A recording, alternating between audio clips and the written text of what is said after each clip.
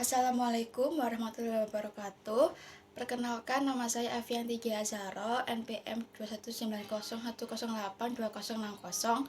Di sini saya ingin menjelaskan materi yang berjudul Pajak Penjualan Atas Barang Mewah (PPNBM). Dan pengertian dari PPNBM merupakan pajak yang dikenakan pada barang yang tergolong mewah yang dilakukan oleh produsen atau pengusaha untuk menghasilkan atau mengimpor barang tersebut dalam kegiatan usaha atau pekerjaannya. PPNBM dikenakan hanya satu kali, yaitu di tangan produsen penghasil barang mewah dan impor barang mewah. PPNBM ini tidak boleh dikreditkan dengan pajak lain. Selanjutnya, tujuan dari pengenaan PPNBM berdasarkan penjelasan pasal 5 ayat 1 Undang-Undang PPN nomor 42 tahun 2019 adalah yang pertama, perlu keseimbangan pembebanan pajak penjualan antara konsumen yang berpenghasilan rendah dan konsumen yang berpenghasilan tinggi. Dan yang kedua, perlu adanya pengendalian pola konsumsi atas BKP yang tergolong mewah. Dan yang ketiga, perlu adanya perlindungan terhadap produsen kecil atau tradisional. Dan yang terakhir, keempat, perlu untuk mengamankan penerimaan negara. Dan materi selanjutnya yaitu tentang objek PPNBM. Dan ada pernyataan tentang pengonsumsian barang kena pajak tertentu yang tergolong mewah dikenakan PPN dan PPNBM. Maksud dari barang kena pajak yang tergolong mewah adalah yaitu barang tersebut bukan merupakan barang kebutuhan pokok. Selanjutnya, barang tersebut dikonsumsi oleh masyarakat tertentu dan pada umumnya dikonsumsi oleh masyarakat berpenghasilan tinggi. Dan barang tersebut dikonsumsi untuk menunjukkan status. Dan yang terakhir, apabila dikonsumsi merusak kesehatan dan moral masyarakat serta mengganggu ketertiban masyarakat. Dan berdasarkan pasal 5 ayat 1 Undang-Undang PPN, pajak penjualan barang mewah dikenakan terhadap beberapa barang berikut. Yang pertama, penyerahan barang kena pajak atau BKP yang tergolong mewah yang dilakukan oleh pengusaha yang menghasilkan BKP yang tergolong mewah di dalam daerah pabean dalam kegiatan usaha atau pekerjaannya. Dan yang kedua, impor barang kena pajak yang tergolong mewah. PPNBM hanya dikenakan pada saat penyerahan BKP mewah oleh pengusaha yang menghasilkan dan pada saat impor BKP mewah. PPNBM atas impor BKP mewah dilunasi oleh importir bersamaan dengan pembayaran PPN impor dan PPh pasal 22 impor.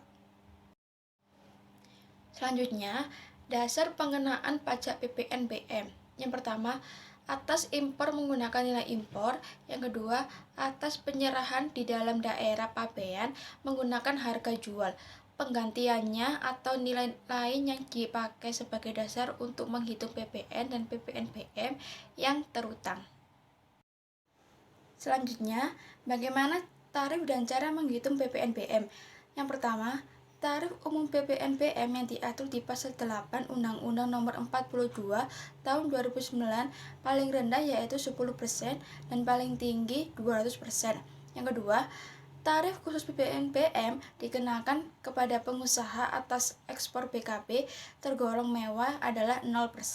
Yang ketiga, perhitungan pajak tinggal dikalikan persentase tarif pajaknya dengan dasar pengenaan pajak, yaitu harga barang sebelum dikenai pajak.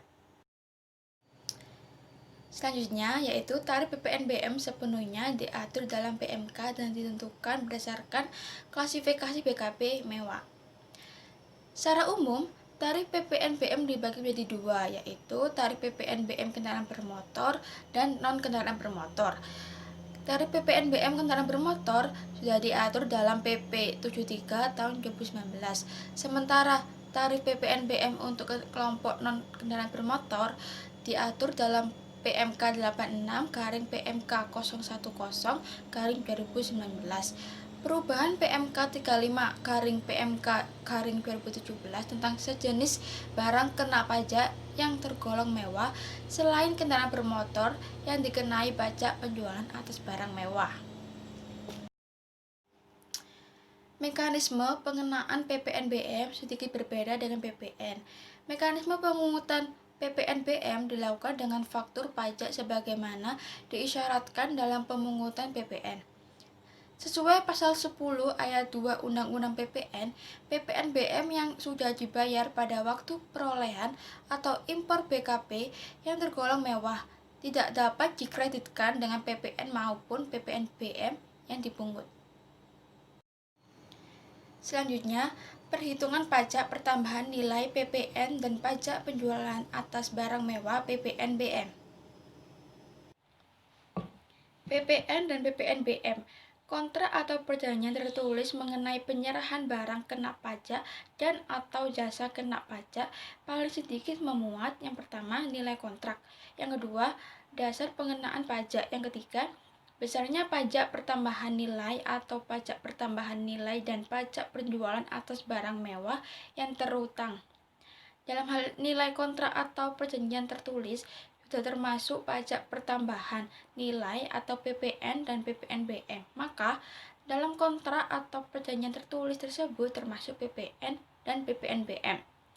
Dalam hal kontrak atau perjanjian tertulis, jika tidak menyediakan nilai kontrak atau perjanjian tertulis, maka termasuk pajak pertambahan nilai atau PPN dan PPNBM. Nilai kontrak yang tercantum dalam kontrak atau perjanjian tertulis tersebut dianggap sebagai dasar pengenaan pajak PP 1 tahun 2012 pasal 10. Dan selanjutnya, untuk PPNBM dibebaskan atas impor dan penyerahannya. Yang pertama yaitu kendaraan bermotor, yang kedua kendaraan protokol kenegaraan, yang ketiga kendaraan bermotor untuk pengangkutan 10 sampai dengan 15 orang termasuk pengemudi yang digunakan untuk kendaraan dinas TNI atau Polri. Yang keempat terakhir, kendaraan patroli TNI atau Polri. Selanjutnya, bagaimana sih cara agar memperoleh pembebasan PPNBM? Yaitu, untuk memperoleh pembebasan dari pengenaan PPNBM, orang pribadi atau badan melakukan impor atau yang menerima penyerahan kendaraan bermotor tersebut wajib memiliki surat keterangan bebas atau SKB PPNBM yang diterbitkan oleh Dirjen Pajak.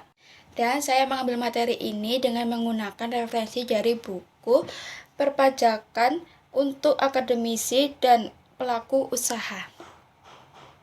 Baik, sekian presentasi dari saya. Apabila ada kekurangan dalam penyampaian materi, saya mohon maaf. Wallahumma fiq ilham wa mitorik. Wassalamualaikum warahmatullahi wabarakatuh.